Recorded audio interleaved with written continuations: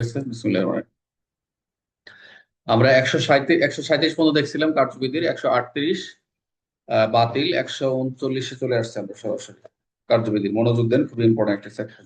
এই সেকশন গুলা আমরা সবসময় এড়িয়ে যাই, পড়তে চাই না, এগুলি এমসিকিউ পরীক্ষা এমসিকিউ আসে। তাহলে 138-এর 39 বাতিল। 139-এর কত দেখেন এখানে কি কি বিধানের কথা বলছে।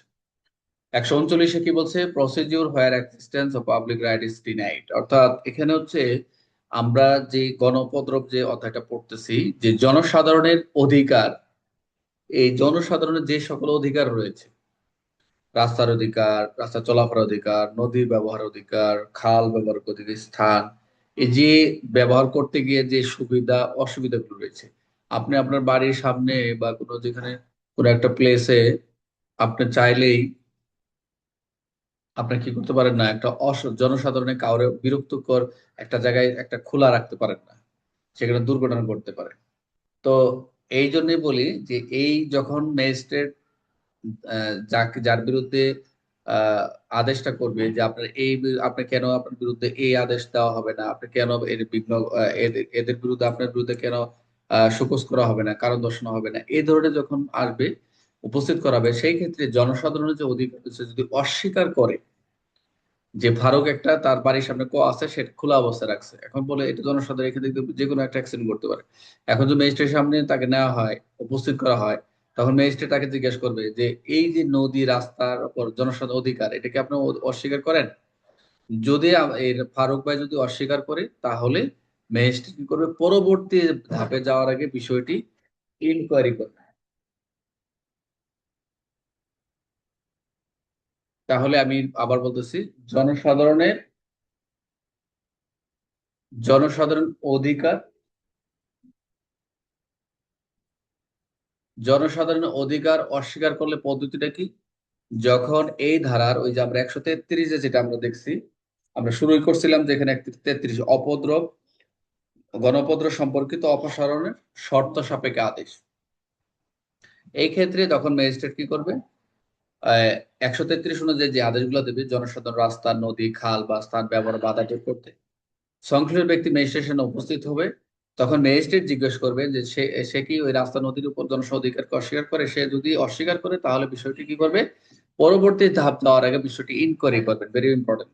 139-এর 1 যেটা আমরা ছিল 2-এ দেখবো, যদি তদন্তে দেখা যায় এই বিশ্বাসযোগ্য প্রমাণ আছে জনসাধারণ অধিকার নেই, যে এটা জনসাধারণ অধিকার নেই, সেই ক্ষেত্রে তাহলে মামলা স্থগিত করবে, স্টে থাকবে, যতক্ষণ না দেওয়ানি আদালত সিদ্ধান্ত নেয়, যতক্ষণ না দেওয়ানি আদালত সিদ্ধান্ত দেয়।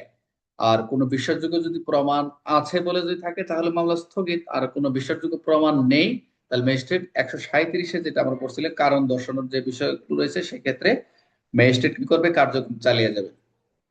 একই রূপ 139-এর এই কর ক্ষেত্রে 3-এ যেটা বলছে, প্রথমে জনসাধারণ অধিকার অস্বীকার না করে অথবা অস্বীকার করলে তা প্রমাণে যদি ব্যর্থ হয়, তাহলে পরবর্তী ধাপে সে আরেকটি বিষয়কে অস্বীকার করতে পারবে না। মনোযোগ দিন এটা। এখানে যদি অনেকগুলো কথা রয়েছে, আপনার উত্তরে ডিক করতে কষ্ট হয়, কিন্তু একটু ভেঙে ভেঙে দিয়ে স্পষ্ট করছি যাতে আপনাদের সুবিধা হয়। অর্থাৎ প্রথমে জনসাধারণ অধিকার অস্বীকার না করে, অস্বীকার না করলে অথবা অস্বীকার করলেও তা প্রমাণে যদি আমি অস্বীকার করলাম কিন্তু এটা ব্যর্থ হয়েছে, তাহলে পরবর্তী ধাপে সে আর বিষয়টি পরবর্তী যখন অস্বীকার করতে পারবে না। এটা সহজভাবে মনে রাখার, যদি যদি এই কেউ ডিনাই করে, এই ধারায় যে অস্বীকার করে, তাহলে এভিডেন্স থাকতে হবে, স্টে করবে অথবা প্রসিড করবে। এভিডেন্স প্রমাণ রাখবে, স্টে করবে, মামলা কার্যক্রম চলমান করবে অথবা প্রসিড করবে। ডিনাই অস্বীকার, এভিডেন্স প্রমাণ থাকবে, প্রমাণ থাকলে সিভিল কোর্টে স্টে করবে, আর প্রমাণ থাকলে 137 দিন সেটা কার্যক্রম পরিচালনা করবে। এই ধারার যে 139-এর পথে আমরা 5টা বিষয় দেখবো। একটি ব্যক্তি রাস্তা পাবলিক নয় বলে প্রমাণ চাবে, ওই ব্যক্তি বলবে রাস্তা পাবলিকের নয়, প্রমাণ চাইবে, তাহলে প্রমাণ দেন, তাহলে দলিল দেখায় যে রাস্তা ব্যক্তিগত, মামলা স্থগিত করে সিভিল কোর্টে যাবে। এই জিনিসটা খেয়াল রাখবেন, এই যে 5টা বিষয়। দলিল দেখায় যে রাস্তা ব্যক্তিগত, তাহলে মামলা স্থগিত, সিভিল কোর্টে যাবে। আর প্রমাণ যদি দিতে না পারে, তাহলে ম্যাজিস্ট্রেট মামলা কার্যক্রম চালাবে, এটাই স্বাভাবিক। আর প্রথমে অস্বীকার করেনি কিন্তু পরে যদি অস্বীকার করতে পারে, প্রথমে অস্বীকার করেনি পরে অস্বীকার করতে পারবে। খালের মালিকানা নিয়ে যে বিরোধ থাকে, সিভিল কোর্টের সিদ্ধান্ত নেবে, এটা হলো আদালতের কার্যক্রম। তাহলে 139-এর পর কখন প্রযোজ্য? জনসাধারণ অধিকার যখন অস্বীকার করে। আই রিপিট, এই 139-এর পর হচ্ছে জনসাধারণ অধিকার যখন অস্বীকার করবে, সে প্রযোজ্য হবে। ব্যক্তি অস্বীকার করলে ম্যাজিস্ট্রেট কি করবে? অবশ্যই তদন্ত করবে। 140, very important, very very important, বারবার বলতেছি। স্যার 137 বাদ পড়ে গেছে স্যার।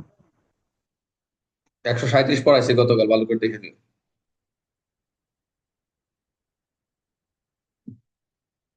140, 137 পর্যন্ত সেটা হয় না পড়াইছিলাম। স্যার।